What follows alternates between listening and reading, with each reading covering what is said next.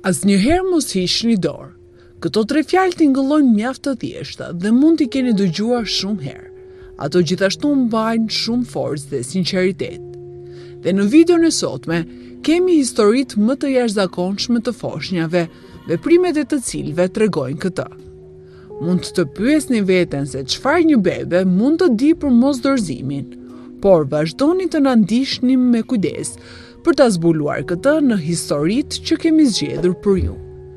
Gjithashtu, nëse nuk e keni bërë tashmë, abonohuni në kanalin ton dhe klikoni zilen për t'u njoftuar për videot e reja dhe për t'u frymëzuar nga këto histori të jetës reale çdo ditë. Tani le të kthehemi tek historitë tona.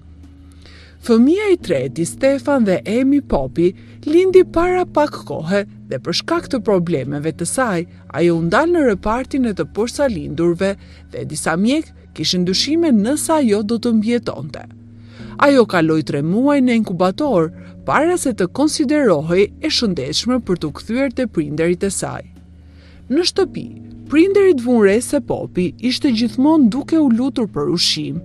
E çua në spital dhe pasi mjekët i bën disa analiza, ajo u diagnostikua me sindromën Mobius, një çrregullim i radh neurologjik ku një person nuk mund të përdor muskujt e fytyrës siç duhet.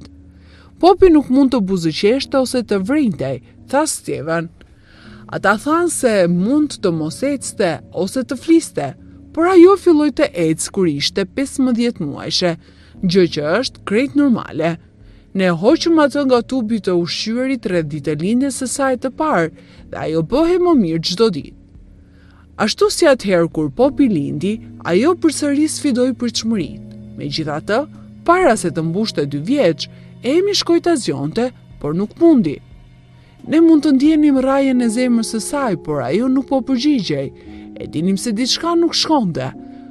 Ajo po merrte frym, por kishte vështirësi, shpjegon Steven. Poppy u dërguan në spital dhe brenda 24 orëve ajo u përmirësua. Por 2 ditë më vonë, prindërit e saj kuptuan se diçka nuk ishte në rregull. MRI-ja zbuloi se ajo kishte një dëmtim të rënd hipoksik të trurit. Doktori tha se ajo nuk do t'i mbijetonte.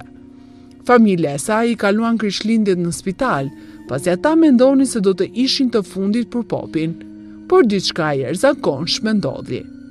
Mund të dukej si një skenë nga një film, shpjegoi Stefan. Ishte momenti i jashtëzakonshëm kur ajo qeshi kur Mace fryu në barkun e saj.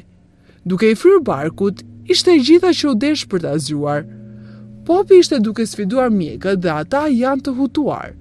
Ata thonë se ajo nuk mund të bëjë atë që po bën, por janë shumë të lumtur që po reagon kështu, po u vërteton se e ka gabim. Ajo mësoi të zvarritet dhe të ecë përsëri. Tani familja e saj është e fokusuar në trajtimin intensiv të fizioterapisë së saj. E po, i urojnë Poppyt një shërim të plotë. Ndërsa Poppy është një kujtesë se pse është e rëndësishme të mos heqësh dorë, këtu është historia e një fëmie tjetër, situata unike të cilit i detyroi mjekët të bëhen krijues. Megan dhe Eric janë një çift nga Carolina e Veriut. Megan ishte 5 muajshe shtatzën kur gjërat filluan të ndërlikoheshin. Ajo vuante nga hipertensioni, të përzjera të rënda dhe 2 goditje për shkak të problemeve të saj të ndryshme. Megan kaloi rreth 1 muaj në pushim në shtrat dhe mjekët panë që foshnja e saj nuk lëvizte. Ata i thanë se kishte shumë pak mundësi për të mbijetuar dhe duhej të përgatiten për më të keqen. Pas 24 javësh të shtatzanisë, Megan lindi një vajzë me prerje cezariane. Foshnja e saj peshonte vetëm 0,2 kg, që është më pak se një kanaçe soda. Neonatologu i saj pohon gjithashtu se vajza e vogël, nga koka deri te këmbët, ishte sa pëllëmba e dorës së saj. Një nga foshnjët më të vogla të lindura ndonjëherë, dhe pas lindjes ajo u transferua në spitalin e fëmijëve Levin. Faith lindi para kohe, kështu që organet e saj të brendshme dhe zorrët nuk ishin zhvilluar. Gjithashtu ju desh të kapërcej një sër pengesash si mbështetja në një ventilator për të marrë frym, duke marrë transfuzion gjaku dhe komplikime të shumta me organet e saj të pazhvilluara. Ajo kaloi muaj në spitalin ku jetonte këtu çdo ditë, përndryshe çdo ditë tjetër. Situata unike e Fejti detyroi mjekët gjithashtu të bënin një milje shtesë për të kujdesur për të, tha doktori i saj. Edhe pelenat që kemi për foshnjat më të vogla ishin shumë të mëdha për të, kështu që ne duhet të ishim shumë kreativ për të kujdesur për të. Megjithatë, këmbgulja e prindërve të saj përfundimisht u shpërblye kur ajo u lejua të kthehet në shtëpi. Fejt peshonte 5 herë më shumë se sa pesha e saj në lindje. A nuk është e manitshme? Jo vetëm që ajo është rritur, por ajo tani mund të njohë zërat e prindërve të saj. Tani që Megan është duke pritur me padurim për të takuar vajzën e saj, ajo tha se dua të di se kush është ajo.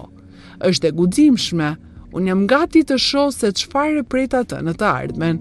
Nuk ka gjë më të mrekullueshme se sa të shohësh dikë të luftoj për diçka në të cilën ata besojnë. Kjo grua e bëri, dhe rezultati i këmbguljes së saj është i jashtëzakonshëm. Kur Johanna ishte 4 muajsh e shtatzan, ekografia e saj tregoi se foshnja e saj kishte një defekt serioz në zemër, por kjo nuk e dekurajoi Johannën dhe burrin e saj. Ata organizuan një baby shower dhe përgatitën një dhomë të bukur për fëmijën. Mjekut u thanë atyre se fëmia e tyre nuk do të mbijetonte. Ata gjithashtu i thanë asaj se ajo duhet të abortojë. Johanna është e krishterë dhe feja e saj nuk e mbështet abortin. Mendoj se ma dhanë atë për një arsye dhe i takon atij ta thërriste në shtëpi ose jo, tha ajo. I thanë se do të lindësh një fëmijë të vdekur, prandaj kurseja vetes dhimbjet. Për Johannën, çdo takim i ri duke se vinte me një diagnozë tjetër serioze, por foshnja e Johannës ishte një luftëtare. Ajo sfidoi pritshmëritë e mjekëve dhe arriti në 18 javë dhe mbijetoi deri në javën e 37. Ajo as nuk kishte lindur para kohe. Johanna lindi fëmijën e saj, Klara, me prerje cesariane. Ajo kishte 2 vrima në zemrën e saj dhe u diagnostikua me sëmundje kongenitale të zemrës. Ajo gjithashtu kishte probleme të shumta fizike. Ajo bëri operacionin e saj të parë në zemër kur ishte vetëm 6 ditëshe. Ajo ka nevojë për oksigjen 24 orë në ditë. Ajo ka një stimulues kardiak, pacemaker, dhe njëra anë e zemrës së saj është më e vogël se tjetra. Klara kërkon 8 medikamente që të jepen 4 herë në ditë. Klara ishte një luftëtare, pavarësisht problemeve të saj të shumta mjekësore. Ajo arriti të përjetonte krishtlindjet e saj të para. Dhe për këtë çift, të cilit i thanë se vajza e tyre nuk do të linde, ishte shumë e veçantë të shihnin vajzën e tyre duke luajtur me borën. Ajo ishte hipnotizuar, ajo vazhdonte të buzëqeshte, thot Johanna. Edhe pse nuk ka garanci për Klarën, prindërit e saj kanë mësuar të shijojnë çdo moment. Ndërsa Klara vazhdon të sfidoj jetën, këtu është historia e një fëmije, lindja e të cilit kërkonte shumë ndihmë, por që ka vazhduar të frymëzojë të gjithë rreth saj. Kur Taylor dhe gruaja e tij Chelsea shkuan për ekografinë e tyre, çifti i ri u prit me lajme shkatërruese. U thanë se foshnja e tyre kishte një higrom cistike, një qese të mbushur me lëngje që rezulton në një bllokim të sistemit limfatik. Mjekët ishin të shqetësuar se ai mund të kishte probleme të rënda të frymëmarrjes në lindje dhe kjo do të bënte të vështirë të mbijetonte.